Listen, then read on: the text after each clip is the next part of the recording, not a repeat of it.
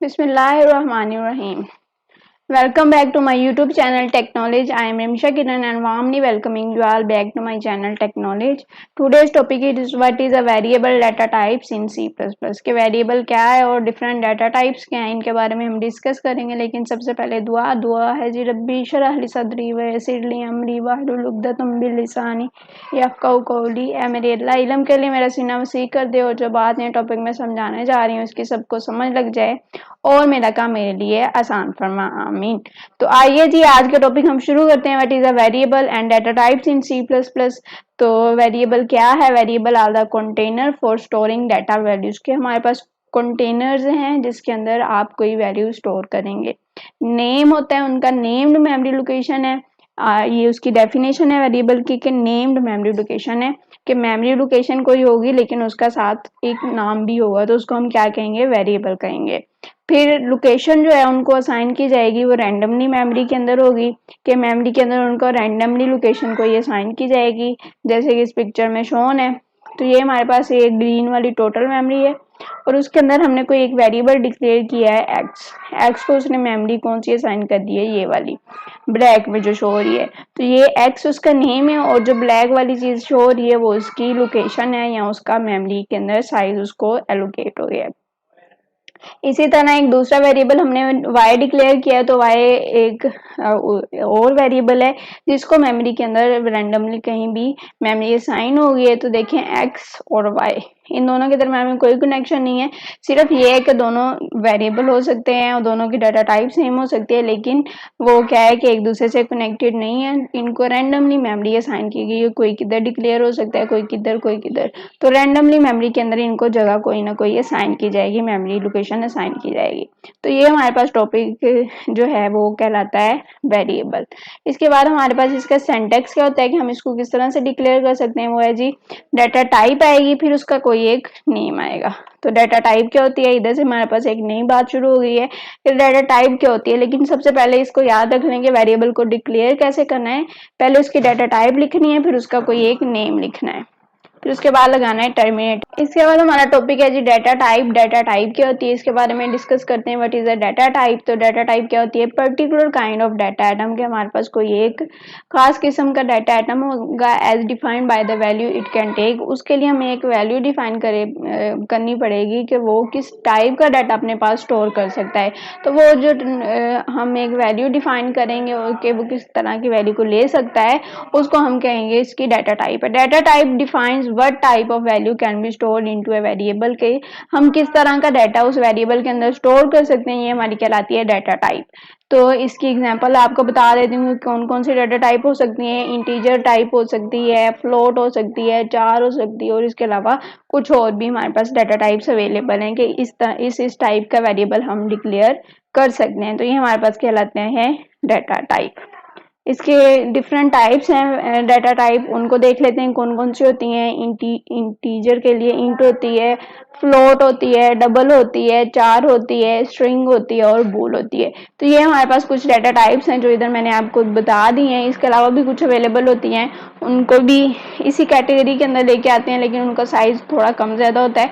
तो बेसिक जो हमारे पास डाटा टाइप्स हैं जिनके साथ हम C++ के अंदर डील करते हैं वो यही है। तो आगे इसको कंटिन्यू करते हैं, इनकी डिटेल चेक करते हैं। इसके बाद जो हमारे पास डाटा टाइप आती है वो है integer data type. Integer data type हमारे पास क्या काम करती है कि ये आप इंटीजर्स यानी नंबर की कोई वैल्यू स्टोर करनी है, नंबर्स में कोई वैल्यू स्टोर करनी है, नंबर्स को स्टोर करना है आपने किसी वेरिएबल के अंदर तो उसकी डाटा टाइप हमें इंटीजर रखनी पड़ेगी।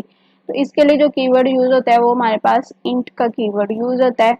फिर ये क्या है कि इसका साइज क्या है? 4 बाइट्स ऑफ मेमोरी स्पेस इसके पास होती है कि 4 बाइट्स की इसके पास मेमोरी स्पेस है। आप उसके अंदर इस रेंज से लेके इस रेंज तक डाटा वैल्यूज को स्टोर कर सकते हैं। तो ये हमारे पास होती है इंटीजर डाटा टाइप जिसके अंदर आप किसी भी नंबर को स्टोर कर सकते हैं लेकिन वो नंबर इस रेंज के अंदर फॉल जरूर करना चाहिए। इससे छोटा होगा या इससे बड़ा नंबर होगा तो वो इसके अंदर आप स्टोर नहीं कर सकते। इसके लिए फिर फर्दर डाटा टाइप्स होंगे, उनको डिस्कस करेंगे लेटर।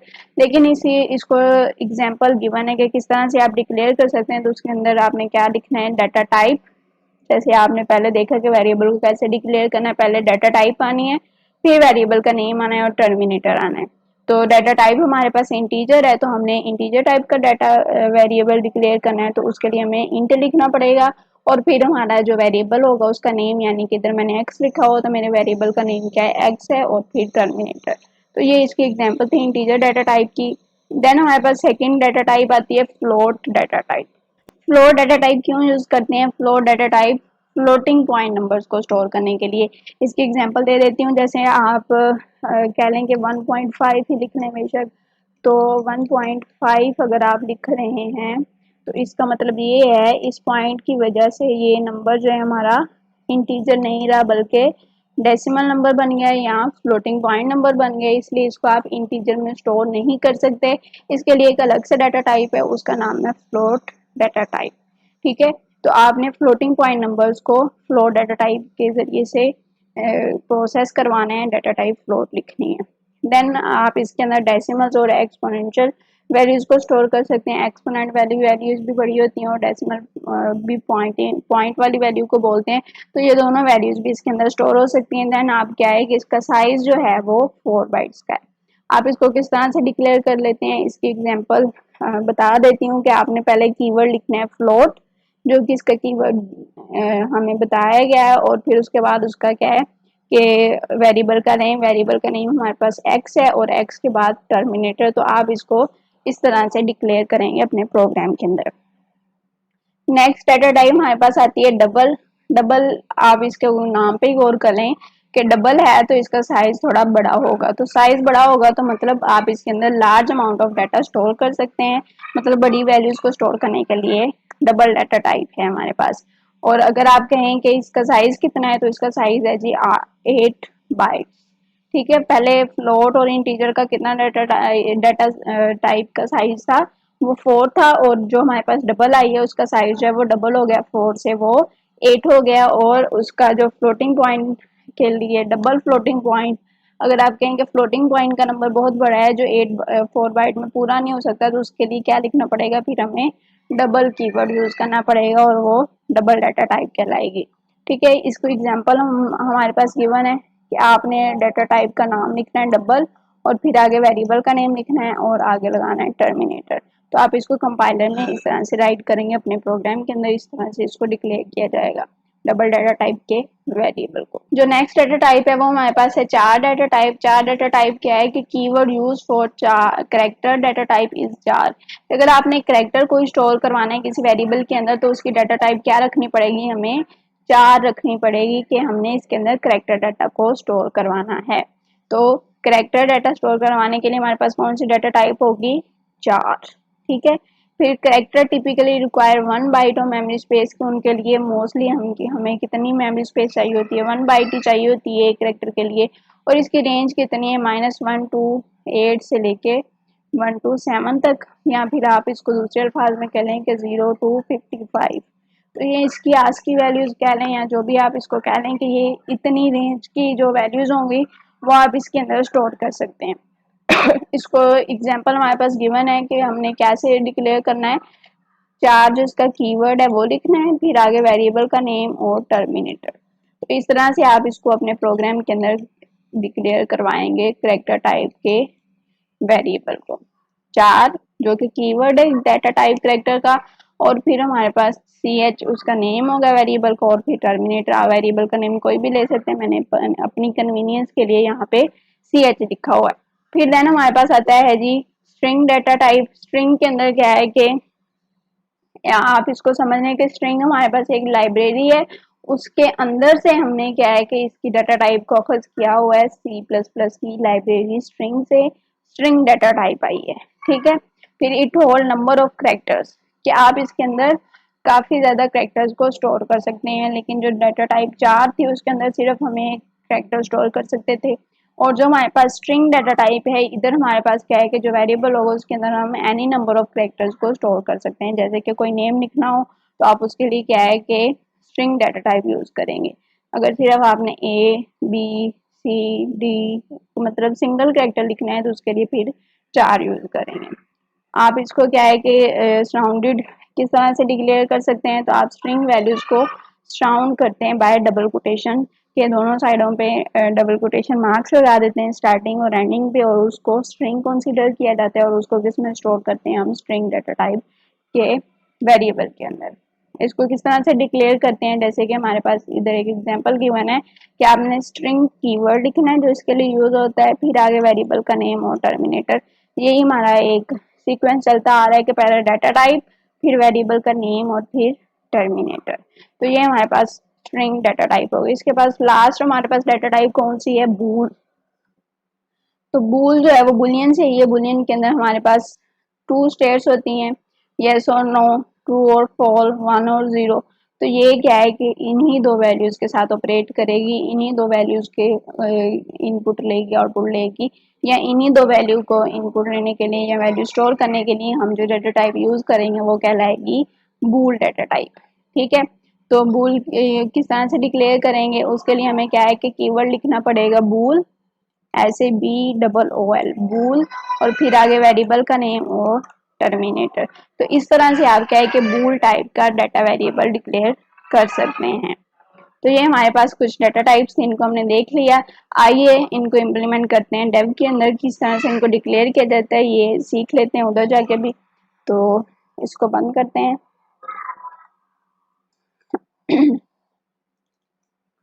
डेव को ओपन करते हैं।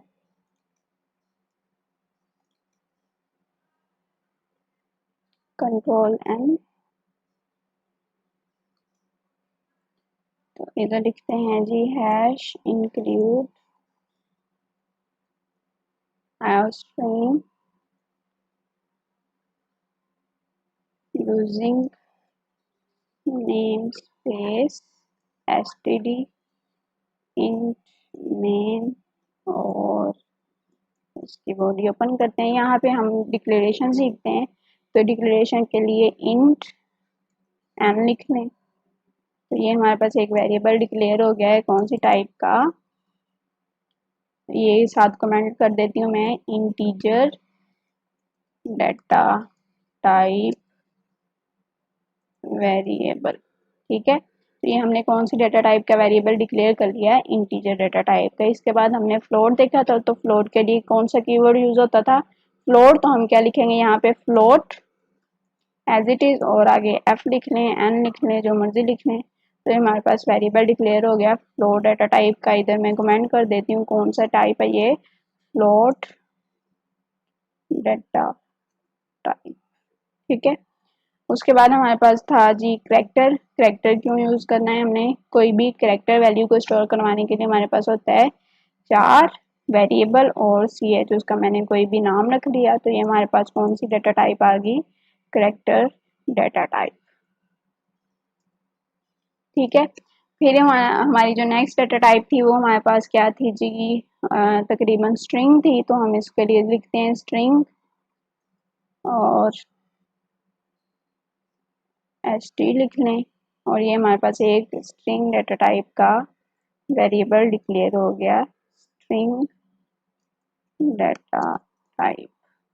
ठीक है, फिर उसके बाद हमारे पास क्या है कि लेट्स सपोज आप कह लें कि हमने भूल थी, सॉरी डबल, DOUBL डबल उसका कीवर्ड था, फिर हमने कोई भी एक वेरिएबल लिया, उसका नाम DB रख दिया। तो ये हमारे पास एक डबल डाटा टाइप का वेरिएबल डिक्लेयर हो गया है। इधर मेंशन कर देती हूँ डबल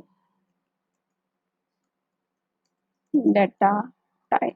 ठीक है, देन हमारे पास कौन सा रह गया, बूल वाला। तो बूल के लिए BOOL बूल लिखेंगे, और फिर आगे बी लिख लें, जो मर्जी नाम रख लें आप, ये वेरिएबल का नेम है। तो ये हमारे पास बूल टाइप का एक जो डाटा वेरिएबल है वो डिक्लेयर हो गया है, बूल डाटा टाइप वेरिएबल। ठीक है, तो ये इसकी डिक्लेरेशन थी जो हमने इधर डिक्लेयर करके देख लिया। ये इसकी डिक्लेरेशन थी जो हमने इधर डिक्लेयर करके देख लिया है। इसके बाद हम लिखेंगे गेट ch और इसको कंपाइल करेंगे तो इंशाल्लाह कोई एरर नहीं आएगा। तो ये हमारे पास सारी डिक्लेरेशन हो गई है। अब इसको हम रन करते हैं तो इंशाल्लाह हमारे पास कोई एरर नहीं आएगा। तो देखिए ये रन मैंने किया है और ये हमारे पास उसकी बैक स्क्रीन आई है। तो मतलब कि जो टर्मिनल हमारे पास आया है उसके ऊपर कुछ शो नहीं हो रहा है। शो नहीं होने का मतलब ये है कि हमने क्योंकि कोई चीज़ स्क्रीन के ऊपर शो नहीं करवाई थी, लेकिन हमारा कंपाइल एंड रन हो गया, तो इसका मतलब कोई एरर नहीं है। तो जो हमारी वेरिएबल्स की डिक्लेरेशन थी वो बिल्कुल ठीक है। तो हमारे सिनेरियो के मुताबिक जो हमने चीज़ें सीखी वो बिल्कुल इधर ठीक आई हैं और हमने इसको अच्छी तरह से इम्प्लीमेंट कर लिया है।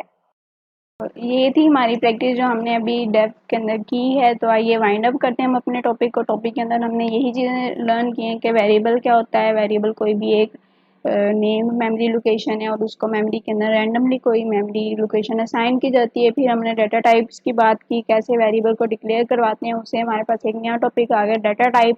डाटा टाइप्स को डिस्कस किया, integer data type, float, double, bool, string. तो इन सारी डाटा टाइप्स को हमने डिटेल में डिस्कस किया। उसके बाद हमने उनको डेव के अंदर इम्प्लीमेंट करके भी देखा। तो इसके बाद यही हमारा टॉपिक था। इंशाल्लाह अगली वीडियो में फर्दर सीखेंगे।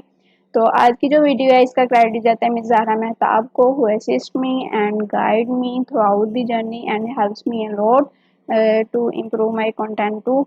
Thanks a lot, Ms. Zahra Mehtab.